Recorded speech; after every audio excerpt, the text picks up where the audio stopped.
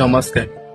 ଗୋଟେ କଥା ଦେଖିଲେ ଆଶ୍ଚର୍ଯ୍ୟ ଲାଗେ, ଯେତେବେଳେ ଦିଟା ଲୋକ ନା ପରସ୍ପର ଝଗଡା ହଉଥାନ୍ତି, ଏତେ ଜୋର ପାଟିରେ ସେମାନେ ପରସ୍ପରକୁ ପାଖରେ ଠିଆ ହେଇକି ବି କିଛି ଜୋର ପାଟିରେ କୁହନ୍ତି। ଯେତେବେଳେ କାହାକୁ ଆମେ କିଛି ହିଣ୍ଟସ ଦଉନା, କାହାକୁ ଆମେ ଆମ ଭଲ ପାଇବା ଏକ୍ସପ୍ରେସ କରିବାକୁ ଚାହୁଁନା, ଆମେ କିଛି ବି ନ କହିକି ଆଖିରେ ବହୁତ କିଛି କହିଦଉ। ତ ଏ ଦିଟା କଥାରୁ ଆମେ କଣ ଅନୁମାନ କଲେ? କାରଣ ଯେତେବେଳେ ଆମ ଭିତରେ ଡିଫରେନ୍ସ କ୍ରିଏଟ ହୁଏ, ତ ଆମ ରକ୍ତର ସମ୍ପର୍କ ଥାଇକି ବି ତା ଭିତରେ ନା ଫିଲିଙ୍ଗସ ନଥାଏ, ତା ଭିତରେ ଭଲ ପାଇବା ନଥାଏ।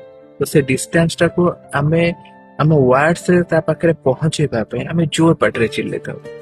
ଆଉ ଯେତେବେଳେ ଆମ ଦି ଜଣଙ୍କ ଭିତରେ ଭଲ ପାଇବା ଅଧିକ ଥାଏ, ଯେତେ ଲୋକମାନଙ୍କ ଭିତରେ ଭଲ ପାଇବା ଅଧିକ ଥାଏ, ସେମାନେ ଆସ୍ତେ କଥା ହୁଅନ୍ତି। ଆଉ ଯେତେବେଳେ ଆହୁରି ଭଲ ପାଇବା ଅଧିକ ଥାଏ, ସେମାନେ ନା କିଛି ମାନେ ୱାର୍ଡସ ରେ ଏକ୍ସପ୍ରେସ କରନ୍ତିନି, ସେମାନେ ନିଜ ଆଖିକୁ ଦେଖିକି ନିଜ ଆକ୍ସନକୁ ଦେଖିକି ବୁଝି ଯାଆନ୍ତି ଅପୋଜିଟ ପର୍ସନ କଣ ଭାବୁଛି, କଣ ତା ମନରେ ଅଛି। ସେମିତି କୌଣସି କଥାକୁ କହିବା ପାଇଁ ନା କେବଳ ଆପଣ ଆଖିକୁ ପଢିକି ଆପଣ ଜାଣିପାରିବେ। ତ ସେଥିପାଇଁ କି ଯଦି ଗୋଟେ ଲୋକ ଚିଲଉଛି ନା, ଯଦି ଗୋଟେ ଲୋକ ଆପଣଙ୍କ ଉପରେ ଜୋରରେ କଥା କହୁଛି, ଆପଣ ବୁଝିଯାଆନ୍ତୁ ସେ ଆପଣଙ୍କୁ ନା ପାଖରେ ଆପଣ ତା ପାଖରେ ରହିଲେ ବି ଆପଣ ତା ପାଖରେ ନାହାନ୍ତି, ତାଠୁ ବହୁତ ଦୂରରେ ପଳେଇଯାଏ। ରାଧେ ରାଧେ।